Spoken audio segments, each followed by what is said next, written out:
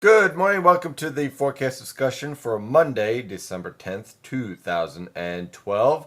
We are rather warm out there today as a warm front is driving through the Philadelphia and New York City metropolitan areas. You can see that warm front very clearly, cutting out, let's say, from eastern Connecticut down through Long Island, through the New York City metropolitan area, central New Jersey, and then it cuts down towards Washington, D.C. You can clearly see the difference in the temperatures here, where Philadelphia at 49 with fog, and the New Jersey coast right around Belmar is around 59 degrees. It's almost 60 degrees already along the New Jersey coast.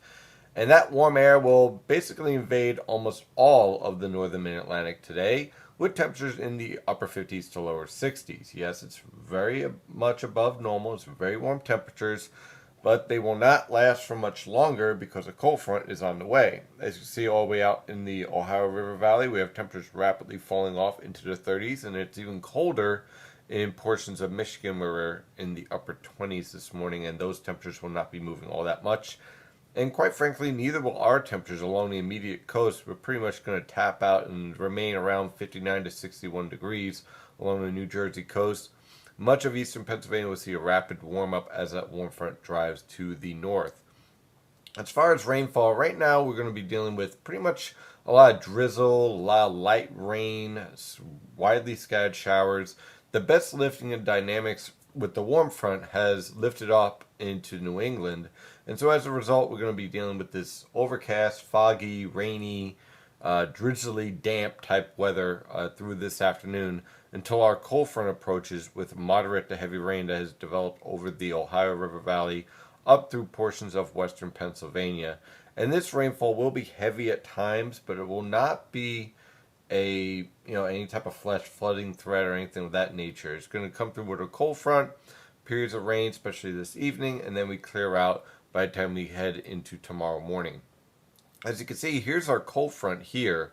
And you can see the warm front, the way it's situated here. Now, this is because we still have some colder air trapped up into portions of the interior, especially around east central Pennsylvania down towards West Virginia. And this high pressure system isn't even in a favorable spot. And we still have this influence here because we still have a negative NAO pattern unfolding in the Atlantic. We have a changing North Atlantic oscillation towards a negative pattern once again, and a west-based one at that. So here's our cold front that's going to move through tonight. Now this low pressure system, a lot of people are keeping an eye on because some mild guidance brings it just close enough to maybe produce a flurry here and there. But right now I think this is going to remain off the coast. And we're pretty much going to be dealing with dry, much colder weather conditions for tomorrow. I don't expect any type of snow threat or anything from this low pressure system. So anyone keeping an eye on that, don't worry, because the pattern is a little bit too progressive. I think that this low pressure system will remain out over the Atlantic and will produce some rain and snow for some fish, but not for us. Although if you are on the extreme eastern portion of Long Island, I mean really extreme, let's say Block Island, you could see a flurry tomorrow morning, but that's about it. So that cold front moves through, and then high pressure will be in control for the rest of the week. Pulling up the water vapor satellite picture, here's our high latitude blocking trying to develop, starting to organize itself.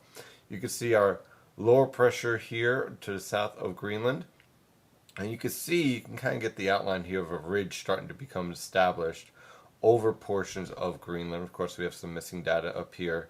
But the pattern is evolving and it is changing. Notice now we have a nice huge ridge setting off the west coast and around the the Bay of Alaska here.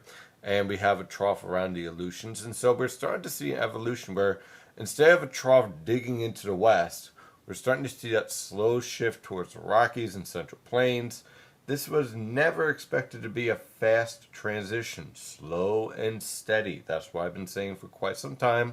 And we're seeing that slow and steady transition. And in the premium discussions this morning for premium members, I did bring this up and show exactly how the weather pattern is changing and how a couple of wild cards are strongly pointing to some rather interesting weather developing. And I'll tell you one thing, the models are going to have a heck of a time handling the changes going on in the atmosphere.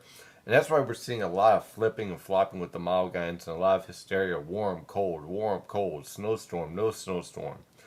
Take a breath, relax, and do what I'm doing. sit back and watch this evolve a little bit. Sometimes the best way to forecast is to let things play out a little bit and then see where you are, rather than jumping with each model guide. So you don't need to do that right now. We all know there's chaos going on. So just wait, let it play out a little bit, and then let's take a look and see where we're at in a couple of days. I think that we're definitely moving in the right direction. So I'm kind of going back to my old rule I had back in 2009, 2010. Take the models with a grain of salt out to about 4 or 5 days.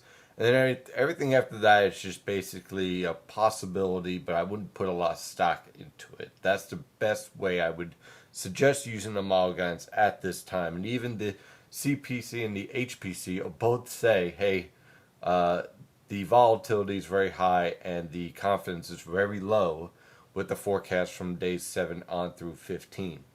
And that tells you a lot because they actually, make the models. So there you have it. So here we are for this evening. Again, here's our, go back to that for a second. Here's our weak negative NAO block. You can see our ridge trying to become established. Our polar vortex is trying to drop further south. We're not there yet, but we're getting there, like I said. And here's our Arctic air invading. The storm will clear out. We have a cold front moving through this evening. By tomorrow, that cold front's well off the coast. High pressure's in control, clearing skies tomorrow. Temperatures struggling in the 40s rather than the 60s. So we're looking at a 20-degree drop from this afternoon to tomorrow afternoon. Rather impressive. So get your coat out. You're going to feel it more because you're used to the 60-degree temperatures, and now you're going back to the 40s. So you're definitely going to feel it a lot more and probably be a bit grumpy about it. Moving on through the rest of the week, high pressure will be in complete control with comfortable weather conditions.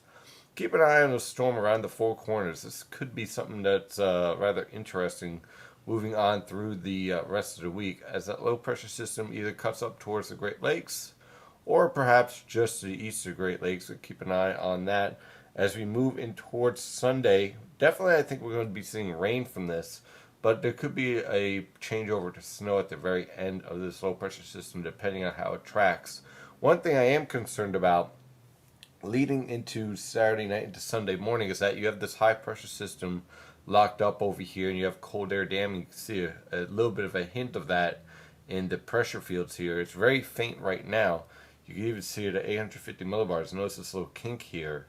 Now, if the high pressure system is stronger, just like it was this weekend, which led to cooler conditions than what was expected, and you have this cold air locked in with high pressure and this storm lifting up with some redevelopment towards the coast, then you might be dealing with a bit more of a, well, let's just say slick weather conditions and road conditions on Sunday morning, especially as you move into northwestern New Jersey, northeastern Pennsylvania, the Hudson River Valley, those locations.